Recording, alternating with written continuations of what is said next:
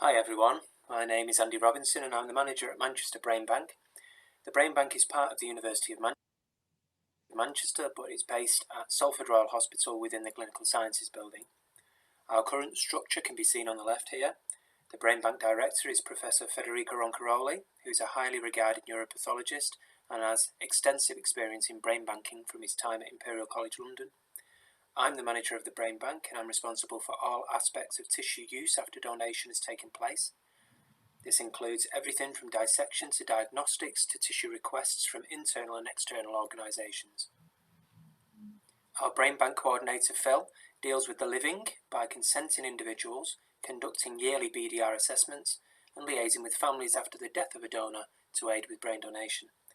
Finally, we have the technical support team, which includes James, who is funded by Brains for Dementia Research, and Yvonne, who is a part-time HEFCE-funded technician through the University of Manchester.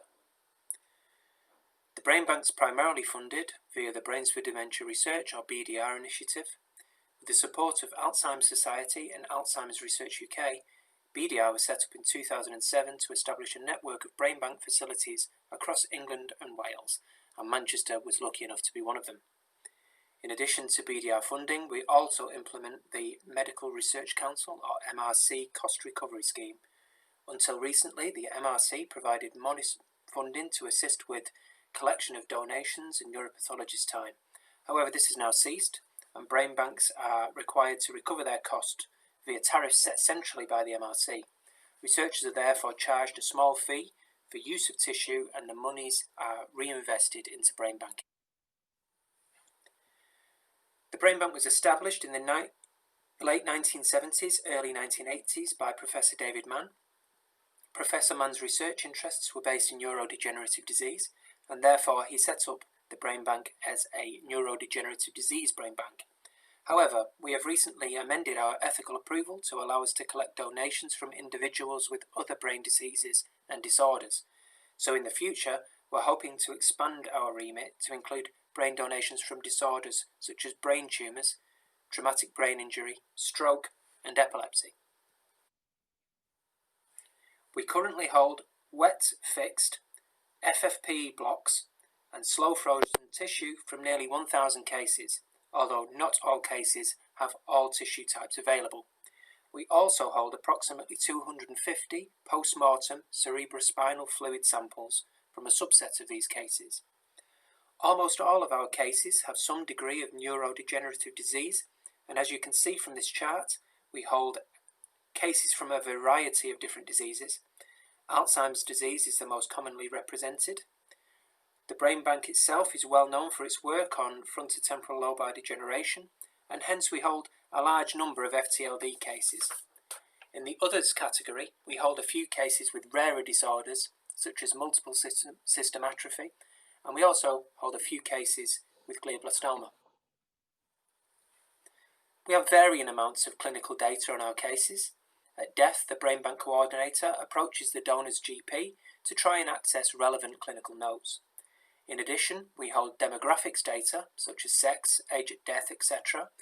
We also ascertain ApoE genotype, as this is important to diagnosis in neurodegenerative disease. We hold this for the majority of our cases. We also hold various markers of tissue quality, such as postmortem delay and pH of fresh tissue. Each case has a full neuropathology report from which data can be extracted for researchers to use, for example, Braak stage for Alzheimer's disease cases.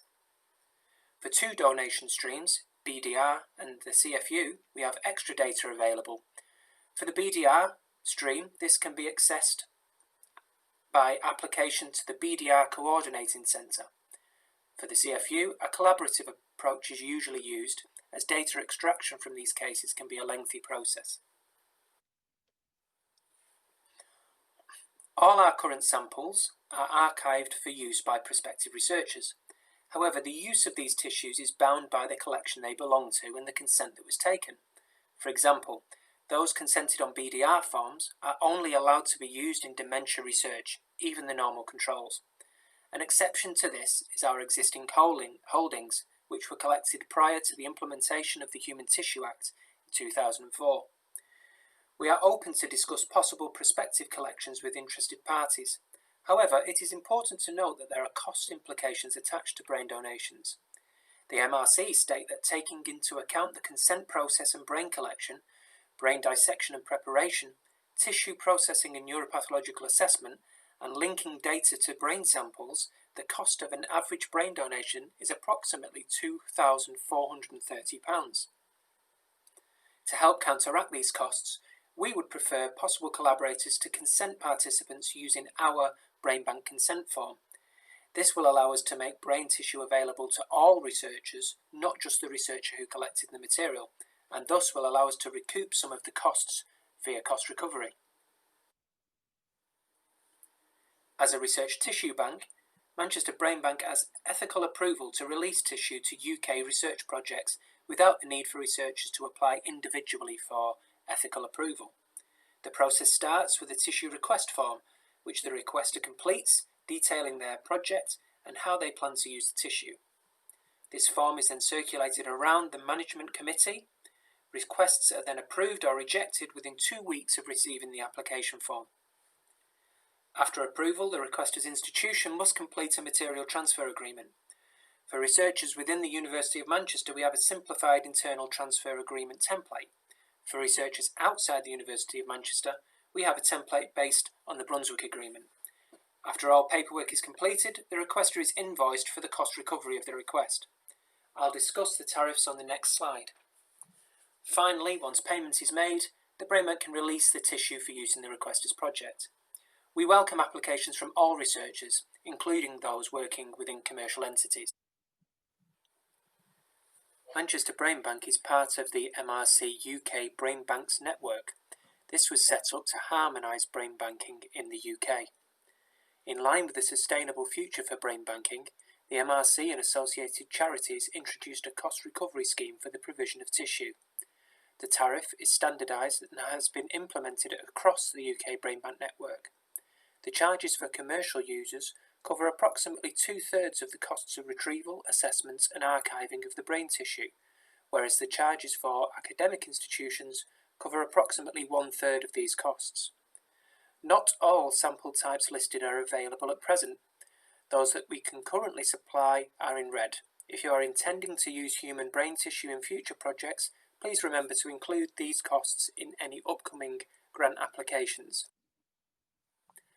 I'm happy to discuss any inquiries relating to acquisition of tissue samples from Manchester Brain Bank. My contact details are shown here. Best practice would be to involve us as early on in the project as possible so that we can discuss options. Thank you for listening.